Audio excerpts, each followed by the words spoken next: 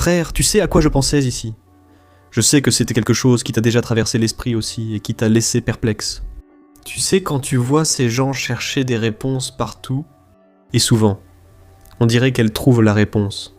Et là tu deviens vraiment confus. Parce que tu sais que la réponse est dans la Bible. La réponse est en Jésus. Mais tout à coup, tu entends quelqu'un dire qu'il est allé au centre spirit, qu'il est allé au terreiro, qu'il a adressé ses prières à une idole, et quelques jours plus tard, la personne a reçu ce qu'elle avait demandé. Alors tu te demandes, était-ce une coïncidence liée à la foi de cette personne, ou y a-t-il vraiment quelque chose de spirituel derrière tout cela? Écoute, reste avec moi jusqu'à la fin, parce que ce que je vais te montrer aujourd'hui va te choquer. Ça va ouvrir ta vision spirituelle sur ce mystère qui va enfin être résolu aujourd'hui. Aujourd'hui, tu vas comprendre selon la Bible pourquoi il semble que ce n'est pas seulement Dieu qui répond aux prières. C'est bien ça, mes frères. Est-ce que le diable peut aussi exaucer des demandes? Écoute, je veux commencer ici en te racontant déjà l'histoire d'un jeune homme qui est venu me voir.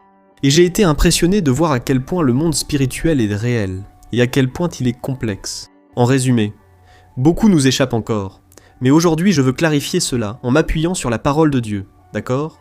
Avant de commencer, je veux juste vous demander de vous abonner à ma chaîne. C'est rapide. Cliquez sur le bouton sous la vidéo, abonnez-vous, et activez la cloche de notification en sélectionnant l'option « Toutes ». Parce que tous les jours, je veux que vous soyez sur ma liste de prières, dans la prière du matin, et dans la prière du soir que je fais ici sur ma chaîne, pour vous fortifier dans votre marche, d'accord? Alors, allons-y. Il y a eu un jour où le jeune homme est venu me voir et il m'a raconté son expérience spirituelle, et j'ai été choqué. Voilà ce qui s'est passé. Il est allé dans un endroit consulter l'aide d'un médium parce qu'il avait vraiment besoin d'une réponse concernant son ex-petite amie. Et c'est alors que ce médium ne lui a pas seulement parlé de plusieurs choses de sa vie qui étaient tout à fait exactes, tu vois? Il a deviné, tu vois, des détails qu'il n'avait racontés à personne. Et c'est alors qu'à la fin de la conversation, le médium lui a dit ceci. « Écoute, quand tu arriveras chez toi, ton ex-petite amie va t'appeler. » Et là, tu décroches. Si tu veux lui parler, tu décroches. Mais je veux juste que tu saches que cette jeune femme, elle ressent beaucoup ton absence, et elle sera brûlante de désir à cause de toi. Et là, il n'a pas trop compris ce qui se passait. D'ailleurs, il a un peu douté, parce que son ex-petite amie ne voulait absolument pas lui parler. Sauf que tout à coup, quand il est arrivé chez lui, il a pris une douche, il s'est préparé, et puis il a reçu un appel d'elle. À ce moment-là, son cœur s'est emballé, et pendant qu'il me racontait, il m'a dit « Pasteur, vous n'allez pas croire, au moment où j'ai répondu à l'appel, elle a lancé un appel vidéo, et il a dit « Pasteur, écoutez, je ne sais pas expliquer. » Mais la jeune femme était sur le lit. Elle était en train d'enlever ses vêtements, parce qu'elle disait que je lui manquais beaucoup. Et alors, j'ai été choqué. Mon cœur battait très fort, j'ai simplement éteint la caméra et il est venu me dire qu'il était vraiment désolé. Parce qu'il connaissait déjà la parole de Dieu, il vient d'une famille chrétienne évangélique, et il savait que, bibliquement, selon la parole, consulter les médiums n'était pas permis. D'ailleurs, il disait aussi, devant moi, qu'il évoquait certains détails en le disant. Mais enfin, frère, le fait est qu'il a reçu cette demande de prière d'une certaine manière, cette demande qu'il est allé faire au médium. Et c'est arrivé exactement pareil. Qu'est-ce que le jeune homme là-bas lui avait dit? Je vais t'expliquer dans un instant mon avis, ce qui s'est vraiment passé à ce sujet. Mais avant, je veux juste parler de quelques points importants. Oui, est-ce que la foi d'une personne peut produire des miracles? Peut-elle attirer les bénédictions, n'est-ce pas? La foi est puissante, n'est-ce pas? Et je sais aussi que la loi de l'attraction est très discutée aujourd'hui, n'est-ce pas? La fameuse loi de l'attraction. Ou alors, est-ce que l'ennemi de nos âmes peut vraiment déplacer les pièces de l'échiquier du monde pour nous tromper? Nous allons voir cela dans la Bible dès maintenant. Ce que je vais vous raconter, mes frères, est très sérieux. Mais sachez que mon opinion repose toujours sur la Bible. Je ne suis pas ici contre les religions, contre les personnes. Je vous apporte la lumière de la parole de Dieu parce que c'est en elle que je crois. D'accord? Et la Bible, mes frères, elle est très claire en interdisant tout type de contact avec le monde des morts ou avec des esprits qui ne sont pas l'Esprit Saint de Dieu. Par exemple, dans le Deutéronome, au chapitre 18, Dieu donne un ordre très clair à son peuple. Il est écrit ainsi. « Oh, qu'il ne se trouve parmi vous personne qui pratique la divination, qui interprète les présages, qui pratique la sorcellerie, qui fasse des enchantements, qui soit médium, qui consulte les esprits ou qui consulte les morts. Alors, frère, la Bible est très claire, elle montre que c'est quelque chose de très sérieux, parce que Dieu interdit cela, point final. Mais pourquoi Dieu interdirait-il quelque chose qui n'existe ou ne fonctionne pas ? Je suis sûr, frère, que Dieu ne perd pas de temps à créer des lois contre des fantasmes, des choses qui n'arrivent pas. Donc, si Dieu interdit, c'est parce que la pratique est certainement réelle, et que le danger est aussi très sérieux. Frère, beaucoup pensent à tort que tout ce qui se passe hors de l'Église n'est qu'une simple tromperie. Vous connaissez ces personnes à qui vous montrez. Regardez, c'est vraiment arrivé. Regardez ça. Et la personne ferme les yeux. Elle ne veut pas savoir. Peut-être parce qu'elle a peur d'ébranler sa foi. Mais frères, nous ne pouvons pas le nier. Le monde spirituel est très réel. Il influence ce monde physique. Mais il y a un détail auquel nous devons faire très attention. D'où vient ce pouvoir ? D'où viennent même les miracles, les bonnes choses qui arrivent ? Commençons d'abord par l'histoire de Moïse et Aaron devant le Pharaon. Tu te souviens de cet épisode ? La Bible raconte que lorsque Moïse était devant le Pharaon, il a jeté son bâton par terre et ce bâton s'est transformé en serpent. C'est-à-dire que c'était un grand miracle, la puissance de Dieu manifestée là, devant le Pharaon. Et qu'est-ce que le Pharaon a fait ? Regarde ce qui est écrit dans Exode, chapitre 7, versets 11 et 12. Il est dit ceci. Alors, le Pharaon a convoqué ses sages et ses magiciens. Et les magiciens égyptiens ont fait la même chose avec leurs arts secrets. Ils ont jeté leurs bâtons par terre, et chacun d'eux s'est aussi transformé en serpent. Maintenant, réfléchissez avec moi, frères. Les magiciens, utilisant le pouvoir des démons, ont parfaitement imité le signe de Dieu. Et si vous étiez là, sans discernement spirituel, vous penseriez alors, eh bien, les deux côtés ont donc du pouvoir. Frères, mais la différence, bien sûr, c'est que le serpent de Dieu a avalé les autres serpents, montrant ainsi la souveraineté de Dieu. Sa puissance, qui est bien plus grande, est infinie. Mais nous ne pouvons pas nier que l'imitation a eu lieu. Alors, je veux que tu saches une chose. Satan, il ne crée rien. Il est le maître de la contrefaçon. Et on voit beaucoup cela dans le Nouveau Testament. Aussi, par exemple, avec cette jeune fille qui avait un esprit de divination, c'est dans Actes, chapitre 16. La Bible dit que l'esprit qui possédait cette jeune fille, il donnait des informations concrètes sur les gens. Il révélait des choses intimes, des choses que les gens faisaient dans leur chambre, dans le salon, dans des endroits que personne n'avait jamais vus. Et pas seulement cela, elle devinait l'avenir, elle prédisait des choses qui allaient arriver. Et bien souvent ça marchait, ça fonctionnait, et par conséquent, cela générait beaucoup de profit pour les patrons de cette jeune femme. Après tout, elle était une esclave et ses maîtres profitaient beaucoup de cette magie qu'elle faisait. Sauf qu'en réalité, tout cela a été révélé. C'était un pouvoir démoniaque qui donnait les réponses à cette jeune femme. Et donc cela finissait par emprisonner d'autres personnes. Et c'est alors que l'apôtre Paul a eu le discernement spirituel et il l'a repris au nom de Jésus. Et l'esprit est parti. Et maintenant, frères, nous allons donc descendre à un niveau plus profond. Et il est très important que vous compreniez maintenant ce qui se passe dans le monde spirituel. Comment l'ennemi agit-il de manière aussi précise, puisque c'est le diable donc, qui fait ses miracles et merveilles en dehors de la parole de Dieu, n'est-ce pas ? En dehors du Saint-Esprit, parce qu'il y a une chose que vous devez comprendre très clairement. Dans ce monde, il y a le Saint-Esprit de Dieu. Et il existe l'esprit de l'Antéchrist, qui est totalement opposé à la parole de Dieu.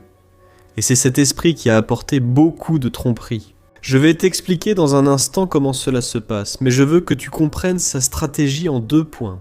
D'abord, tu dois comprendre que le diable, Satan et ses démons, ce sont des anges déchus. Tu te souviens qu'il y a eu une bataille au ciel et qu'ils ont été expulsés. Un tiers des anges est tombé ici sur la terre. Donc, ils sont ici dans ce monde depuis des millénaires. Ils ont vu Adam et Ève dans le jardin d'Éden. Ils ont vu le déluge. Ils ont vu l'ascension et la chute de tous les empires du passé. Alors, il observe l'humanité depuis le début. Bien sûr, il ne peut pas lire vos pensées. Ce pouvoir appartient seulement à Dieu, mais le diable, mes frères, il est maître dans l'art d'observer votre comportement. C'est-à-dire qu'il voit votre expression d'angoisse. Quand une facture, un avis de paiement arrive pour que vous le payiez, il entend vos paroles de plainte. Il sait quand vous êtes désespéré. Il sait quand vous vous êtes disputé avec votre partenaire. Il connaît vos peurs, vos désirs les plus profonds. D'accord ? Il connaît vos faiblesses de la chair, ce dans quoi vous avez le plus tendance à pécher. Alors, il passe son temps à t'étudier 24 heures sur 24. Mais ce n'est pas pour que tu aies peur, non. Ce n'est pas pour que tu penses que tout est persécution maintenant. Le diable, non, c'est juste pour que tu comprennes que tu es entouré par le monde spirituel, de la même manière que les anges. Il va t'étudier. Il va t'étudier, étudier. Dieu, de ceux qui marchent avec le Seigneur, de ceux qui font le bon choix d'obéir à ses voies.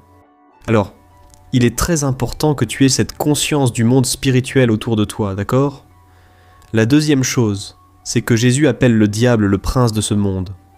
Cela signifie qu'il a une sphère d'influence sur les systèmes corrompus et déchus de cette terre. Donc il peut manipuler les circonstances, les personnes influentes. Il peut déplacer les pièces pour que tout semble être une coïncidence, tu comprends ? Tu comprends maintenant pourquoi beaucoup de choses s'emboîtent, alors que d'autres ne fonctionnent peut-être pas. Parce que Dieu peut aussi changer les choses. Mais beaucoup de choses, Dieu permet au diable de les faire arriver, même pour amener la tromperie. Parce que quand quelqu'un ferme son cœur à Jésus, à l'Évangile, cette personne, en réalité, est en train de fermer la seule porte de salut pour l'être humain. Parce que Jésus, il a été le seul à avoir les conditions de payer le prix pour nous. Parce qu'il a été le seul à ne pas avoir péché. Alors là, sur la croix du calvaire, il est mort pour nos péchés. Et ces péchés étaient la dette spirituelle que nous avions envers Dieu. Mais quand le sang de Jésus a été versé, ce sang pur et parfait, alors notre dette a été annulée. Mais maintenant, cela dépend de nous, si nous allons laisser de la place à l'ennemi ou non, si nous allons accepter cette invitation au salut et nous repentir de nos péchés ou non. Tu comprends ? Alors, je vais d'abord donner mon avis sur ce jeune homme, qui est allé consulter un médium, et le médium a dit que son ex-petite amie allait le chercher, et qu'elle serait sans vêtements. Et cela s'est passé exactement comme il l'avait prophétisé, n'est-ce pas ? Comme il l'avait prédit. Frère, comme je l'ai déjà expliqué moi-même, voici mon avis. L'ennemi a fait en sorte que les choses se mettent en place. Il est allé là où se trouvait cette jeune femme. Comme elle n'avait pas le Saint-Esprit dans son cœur, le diable a su la manipuler. Il a soufflé dans son esprit, il a mis ce sentiment de manque, et la jeune femme a contacté son ex-petite amie, tu comprends ? Et elle brûlait de désir, elle s'est tournée vers le péché, parce que tout ce que fait le diable, c'est pour nous éloigner de la sainteté, de ce qui vient de Dieu, tu comprends ? Donc, ce n'est rien d'autre que l'ennemi qui a déplacé les pièces dans le monde spirituel. Il est sûrement entré dans le corps physique de cette jeune femme, ou alors il a agi sur son esprit, et elle a fait cela. Frère, cela explique pourquoi beaucoup de personnes prennent des décisions sans même se rendre compte pourquoi elles agissent ainsi. Que ce soit à cause du péché, du meurtre, tu vois. L'ennemi, il peut effectivement manipuler les gens. Alors je veux que tu analyses ce scénario ici. Par exemple, imagine que quelqu'un va chez un médium et que cette personne est désespérée de trouver un emploi. Le médium, en réalité, n'est qu'un canal. Parce que le démon qui opère là, il a déjà vu l'angoisse de la personne. Il connaît déjà son besoin. Alors il va là-bas et manipule la situation. Comment fait-il cela concrètement, par exemple ? Il va là-bas et souffle l'idée de ce poste vacant à l'oreille du responsable RH, d'une entreprise qui ne cherche pas Dieu, qui n'a pas le Saint-Esprit, et il influence cette personne. Et il finit par créer une coïncidence pour que le CV de cette personne arrive sur le bon bureau. Frère, j'ai déjà vu beaucoup de cas comme ça se produire dans le domaine judiciaire, des affaires judiciaires, vous savez, qui soudainement se débloquent. C'est clair, frère, que Dieu peut aussi faire cela, n'est-ce pas ? Dieu peut déplacer les pièces, c'est très évident. Mais je veux que vous sachiez que le diable, comme je l'ai dit au début, est le maître de la tromperie, et il est le prince de ce monde, selon les paroles de Jésus. Donc il a un certain pouvoir dans ce monde. Et donc, quand la personne reçoit cette réponse à sa prière, ce qu'elle est allée chercher dans un endroit qui n'est pas approuvé par Dieu, soudain elle arrive à la conclusion. Ça a marché. Cette entité m'a donné la réponse. Et alors, frère, la personne finit par continuer de plus en plus dans cette illusion, tu comprends ? Mais il y a un détail, cette entité. Elle ne se préoccupe pas de la personne. Elle ne se soucie pas de son travail. Elle ne veut pas la voir heureuse. En réalité, elle veut emprisonner cette âme. Parce que le diable, frère, il ne peut faire du bien à personne. Il ne peut pas montrer de la compassion, de l'amour, du pardon. Ça, frère, c'est seulement pour les gens, pour l'être humain. Mais lui, il a déjà perdu son salut, parce qu'il s'est totalement rebellé contre Dieu. Alors, ne pensez jamais comme ça. Mais il a fait une chose si bonne pour personne. Non, frère, il ne fait tout qu'avec une seconde intention, vous comprenez ? Il donne d'une main, et il reprend des deux. Et il est très important que vous sachiez cela. D'ailleurs, je veux que vous compreniez une chose fondamentale. Le diable aussi. Il annonce de bonnes choses. Il parle de bonnes nouvelles. Il parle de Dieu. Il ne parle juste pas de Jésus. Mais de Dieu il parle, tu comprends ? Il peut créer des doctrines. Il peut créer de nouveaux enseignements. Il peut fonder des religions. Frère, c'est très sérieux ce dont je parle ici. Et regardez bien l'avertissement que l'apôtre Paul a donné là-bas dans Galates, chapitre 1, verset 8. Paul dit ceci. « Même si nous-mêmes, ou un ange du ciel, vous annoncez un évangile différent de celui que nous vous avons prêché, qu'il soit maudit. » Qu'est-ce que Paul veut dire ici, frère ? Il est en train de dire ceci. Écoutez, il se peut qu'un jour un ange apparaisse devant vous, un être de lumière, avec un beau message, avec des paroles de paix. Mais si le centre de ce message n'est pas l'évangile de la grâce, qui est quoi ? Le salut par Jésus, uniquement grâce à notre foi en lui, en sa croix. Frère, si ce message n'est pas conforme au message de Jésus lui-même, que Jésus est venu s'offrir pour nos péchés, et que nous sommes sauvés uniquement par la grâce, alors vous pouvez considérer cela comme quelque chose de maudit. Autrement dit, cela ne vient pas de Dieu, tu comprends ? Et maintenant, je veux que tu prennes un moment pour réfléchir à une chose. Frère, combien de religions y a-t-il dans le monde, n'est-ce pas ? Et savais-tu que certaines des plus grandes religions du monde, qui rassemblent des millions, des milliards de personnes, ont commencé exactement comme ça, avec de prétendues apparitions d'anges annonçant un nouvel évangile ? Par exemple, comment les Mormons ont-ils commencé ? Avec la visite d'un ange appelé Moroni. Et cet ange est apparu à Joseph Smith, apportant le Nouveau Testament de Jésus-Christ. Alors nous devons faire attention parce que les religions, frères, elles ne sauvent personne. Celui qui sauve, c'est Jésus-Christ. Les luttes qui se produisent, c'est à cause du nom de Jésus. Le diable, lui, n'a aucun problème à parler de Dieu, d'amour, de charité. Il n'a de problème qu'avec la seigneurie de Jésus-Christ, en sachant que Jésus est le Seigneur et le Sauveur de l'humanité. Et tout enseignement, toute chose qui exclut l'œuvre de la croix, soyez sûr qu'il y a une influence maléfique derrière. Ou bien c'est quelque chose qui a simplement été créé par les gens, mais qui n'a aucun lien avec l'Esprit Saint de Dieu. Tu comprends ? Frère, une autre chose très importante aussi est la suivante. Satan, comme il gouverne ce monde, il est le prince de ce monde. Il peut effectivement offrir de l'argent aux gens. Il peut rendre une personne célèbre. Il peut donner tout ce dont la personne a besoin, justement pour qu'elle s'éloigne de l'Évangile. Vous savez, la Bible dit même que Satan a aveuglé l'entendement des gens, afin qu'ils ne connaissent pas la lumière de l'Évangile. Donc, tout ce qui doit être fait, il le fera. Avant de terminer, frères, je sais que vous comprenez déjà tout cela, mais je veux attirer votre attention sur un point. Là-bas dans Proverbes, chapitre 10, verset 22, il est dit que la bénédiction du Seigneur enrichit, et elle ne s'accompagne pas de chagrin. Autrement dit, toute forme de bénédiction que l'ennemi apporte dans la vie de quelqu'un, toute réponse, n'est-ce pas, qu'il donne, qu'il exauce cette demande, frère, vient aussi avec quelque chose de très mauvais. Cela s'accompagne d'un manque de paix.